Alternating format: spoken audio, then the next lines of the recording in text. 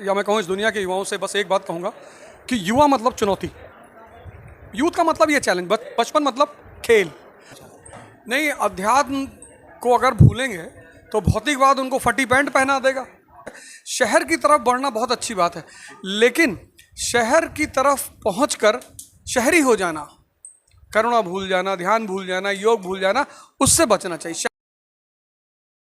नमस्कार, मैं निहाल सिंह और इस वक्त हमारे साथ जो सर मौजूद हैं, शायद हम लफ्ज़ों में इनकी प्रशंसा नहीं कर सकते।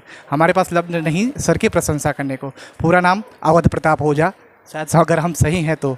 वैसे ओझा सर के नाम से बखूबी लाखों युवाओं के प्रेरणा स्रोत हैं सर, और लगभग देश में 300 देश की सर्वोच्च IAS अधिकारी भी दे चुके हैं सर, शायद अगर सही हैं हम तो। आप सर क्या कुछ अपने यूथ के लिए कहना चाहते हैं, जो यूथ आपको आज सुनेगा, जो तैयारी के लाइन में है? मैं इस देश के युवाओं से या मैं कहूँ इस दुनिया के युवाओं से बस एक बात कहूँगा कि युवा मतलब चुनौती। यूथ का मतलब ये चैलेंज, बचपन मतलब खेल, बुढ़ापा मतलब शांति, युवा मतलब चुनौती। जहाँ जवानी है, जैसे गंगा जहाँ से निकलती हैं, जहाँ वो यौवन अवस्था में है, भागीरथी, अलकनंदा, कितनी स्पीड है, कितने पहाड़ हैं, कितने पत्थर हैं, तो युवा मतलब चुनौती। और इस देश के युवाओं को अगर उन चुनौतियों से उबरना है तो ध्यान, साधना, योग, जो इस देश की अहम संपत्ति है, उसकी तरफ मुड़ना होगा। एक सर बड़ा सवाल, आज के समय में लोग आध्यात्म को भूलते जा रहे हैं, कहीं ना कहीं सनातन संस्कृति को भूलते जा रहे हैं, उसको लेकर युवाओं से आप क्या कुछ कहना चाहते हैं? नहीं, अध्यात्म को अगर भूलेंगे तो भौतिकवाद उनको फटी पैंट पहना देगा। भौतिकवाद तो सब कुछ बेचना चाहता है ना, तो आप कितनी भी महंगी गाड़ी ले लें, भोग अंततः योग की तरफ आता है, क्योंकि भोग का जो अंतिम चरण है वो है भोग। बड़ा प्यारा शब्द है, एक भोग मतलब आनंद, एक भोग मतलब सजा। तो हमारे यहाँ जो फिलॉसफी, धर्म, अर्थ, काम, मोक्ष, तो काम का क्या है? भोग। तो भोगने दीजिए। भौतिकवाद की तरफ जो जा रहे हो भोगेंगे, अभी भोगेंगे, फिर कल भोगेंगे।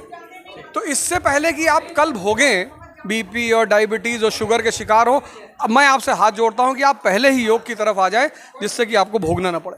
सर एक छोटा सवाल, अमूमन जब आपकी यूट्यूब वगैरह पे वीडियो देखी जाती है तो आप गमछा ओढ़े रहते हैं कंधे पर, वो क्या लगता है कि आप यूपी की, पूर्वांचल की पहचान बताते हैं?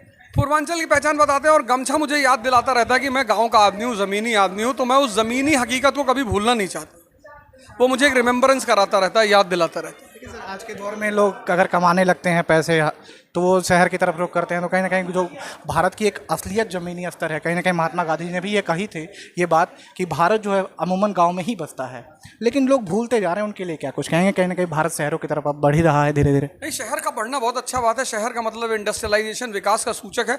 शहर की तरफ बढ़ना बहुत अच्छी बात है, लेकिन शहर की तरफ पहुंचकर शहरी हो जाना, करुणा भूल जाना, ध्यान भूल जाना, योग भूल जाना, उससे बचना चाहिए। शहरी होना बहुत अच्छी बात है। विवेकानंद कितने शहरी हैं, यूरोप में घूम रहे हैं, पेरिस में घूम रहे हैं, लंदन में घूम रहे हैं, लेकिन अपनी संस्कृति से जुड़े हैं। तो जड़ मत काटिए, वरना आप उखड़ जाएंगे। मतलब अपनी संस्कृति से जुड़े रहिए, सबसे बड़ा ये सवाल है। हमारे साथ सर से बहुत बहुत धन्यवाद सर, अवध ओझा सर। समय की थोड़ी कमी है, इसलिए इतने में ही समापन करेंगे।